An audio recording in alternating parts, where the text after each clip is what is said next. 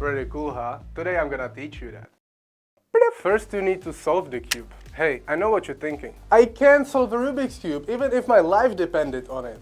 Don't worry, you don't have to be a Rubik's Cube expert in order to do this trick. You can literally learn to solve the Rubik's Cube from a 10-minute YouTube video, or you can take the easy way out and smash the cube apart.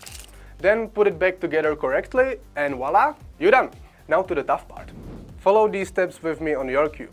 Up to the right, down to the right, left twice, up to the left, back twice, down twice, again back twice, down twice, left down, front counterclockwise, up to the left, down to the left, right up to the right, front twice, left down, front counterclockwise, and lastly back counterclockwise. Once you're done, the cube should look somewhat like this. And then you just toss it and you're done.